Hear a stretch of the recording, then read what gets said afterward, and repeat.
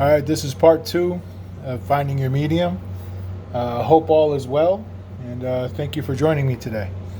Last time we were talking about Rembrandt and finding the passion and all this other stuff. What I would like to go over now is doing your research. So you don't have to waste money going to college, going to school. You can if you want, and it's not a waste of money.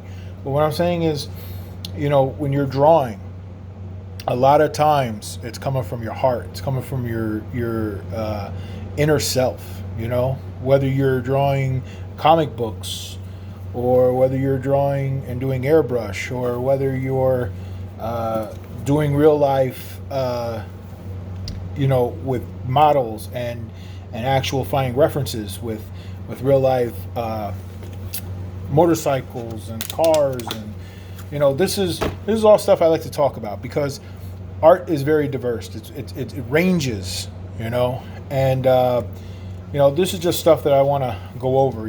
Like finding you're doing your research, just finding yourself, finding what you want to do, finding your passion, because everything can be self-taught when it comes to art. When you go to a art school, it looks great. Of course, it looks great on your resume, and having somebody with a referral that will get you into a nice paying job. That's the only thing I would ever tell anybody. Like, if you really want to go to school and make something of yourself, but you're doing it within the capacity of what they want you to do. So a lot of time, I used to do graphic arts, and I used to do that professionally. Now I just draw for the fun of it because, not the fun of it. I'm a freelance, so I do a lot of freelance work. But the point I'm trying to make is, it looks good on your resume. If you're not going to pursue this as a career path, but you want to do freelance, you don't have to go to school. You don't have to. It's good to get recommendations. It's good to have that under your belt if you're trying to get into a big major company. But if you're trying to just do freelance work like airbrushing and just regular stuff on the side, do a few classes at college. Spend a little. Spend about $300 or $400, right? But what I want to talk about is airbrushing. For me, airbrushing has always been a big part of my life. As you can see, a lot of this stuff right here. And I don't know if you can see it, but a lot of this stuff right here, it looks right off of a computer. And if you're good, making stencils and taping everything off, and we're going to go into more detail about the airbrush once I get my paint and everything in. We're going to do stencils. We're going to go over a lot of stuff, and this is something that I found, and art is, it goes from color pencils to, water-based paint to oil to acrylics. That's another water-based paint, but airbrushing is just another form of it. You know what I'm saying? References. I can't tell this enough, man. When I draw stuff, I always try to find references. Whether it's regular books, whether it's magazines, whether it's newspaper clippings. This is stuff that I go through. Because references are going to help you, right? I do a lot of research. I buy a lot of books. I read a lot. This is all stuff that you do on your own. And this is one of the major parts I tell people all the time. You could do regular models. You could do, this whatever your passion is. You have to take pride in it. Okay, and whether somebody likes it or not, don't do it for them. Do it for yourself. Unless they're paying you, of course you're going to do it what they want to do, right? But I want to just talk about finding, just references. The dimensions, the structures, and this is just stuff that you can play around about. This is all like stuff that you could find at Barnes and Nobles. You can find it online.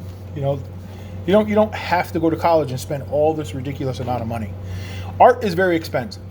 And if you want to get the gooder stuff, gooder stuff. Wow. If you want to get the better stuff, it is going to cost you more money. But there are budget paints. There are budget things. Would I recommend that for a paying client? I probably would.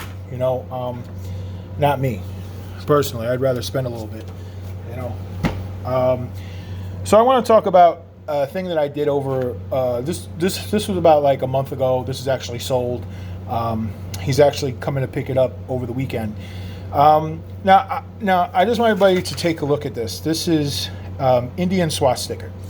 Now the reason I printed this out is I like people to know that I do not endorse or I do not condone any kind of hate or anything that does like that towards any kind of genders, race, and ethnicity, any kind of religion, none of that. But what Hitler did was he took the Indian swastika and he tilted it, and he made the meanings mean hate and destruction and all this other stuff. Now, the reason I print this out is because, you know, the client I did it for is a Hindu. So in the Hindu religion, they have, actually that's where Hitler got it from. This has been for like I want to say hundreds of years. This swastika has been around, if not more. So let's talk about that. You know, we're going to symbolize. You know, the symbolizing means the sun, the prosperity and good luck, and you know, this is all stuff that you can research. Now, the reason I bring this up is because I know that I'm going to show you this. I'm going to show you what I did, okay? And I don't want you guys to be like, hey, look, there's a swastika right there. You know, he's trying to represent hate and all that. You know, this is what he wanted. This is what the client wanted. In his religion, it means totally opposite of what Hitler turned it out to be. He didn't originate it. You know, he stole it and he tilted on an axis, and it changed everything about the meaning. But as you can see, right? I framed this and everything. But as you can see, when I started doing all this, he wanted to have a bigger part. But I said, hey, listen, you're going to take away from the picture, right? So why don't we just do it in the background? Why don't we just put that in the background, and we can, you know, you'll still have it in there as a symbol. You know, and Ganesh is the ritual of beginnings, you know, ceremonies. This is a very important god in the Hindu religion. And this is when you pray, this is the first god you pray. When you start a business, when you go into buy a new house, you do any of that. This is what he told me. This was the ceremony of gods. And this is, you know, this is the son of, I'm sorry, I forgot the god that his father was, but his father's the main god, and he has a brother and he has his mom, but he's the main god that you're supposed to pray to when you're doing any kind of ceremonies. And but this is just a little history I want to tell you about when it comes to art. You know, do your research, you know, before you draw something, you know, because I'll be damned if I draw something and I later down the line I figure out what I did was it was a hate. And it was, you know, it wasn't even what I thought it was meant. Even the best intentions could be taken out of context. You understand what I'm saying? Especially in this day and age. So I tell people all the time, do your research, find out. Because I'm going to tell you right now, I have refused clients. You know, they wanted me to draw a tattoo. And the tattoo happened to be something that I didn't agree with. And I said, hey, listen, you know, I wouldn't want to draw that, you know, because when you put your initials to it and when you put your name to it, yeah, it's for money, but are you going to sell yourself? Are you going to sell your soul, you know, in order to make a profit? And I prefer not to, you know, because in this day and age, once you do it, once it's set on paper, once it's set, whether it's on the internet or not, it's set in stone. So to make a long story short, I refuse. And that was one of the main things I want to talk to you about, was doing your research and finding your passion, but doing it in a respectful and prideful way. You know, you have so much pride. Don't be so quick to make $1 that later on in life you'll regret it.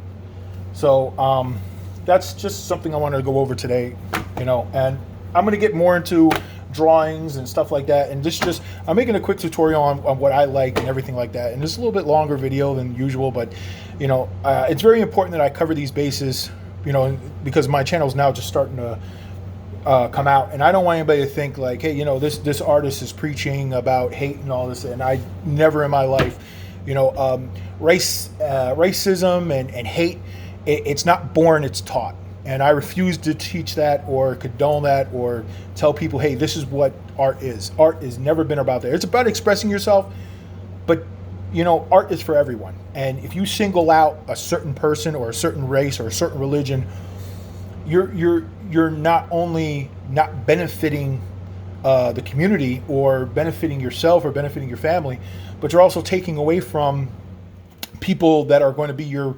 clients in the future. Who wants to go to somebody who's an artist, who's a freelancer, and say, hey, listen, I need you to do this for me. And they're going to be like, wait, aren't you the guy who did this and did that? And that's all right. I'm going to take my business elsewhere.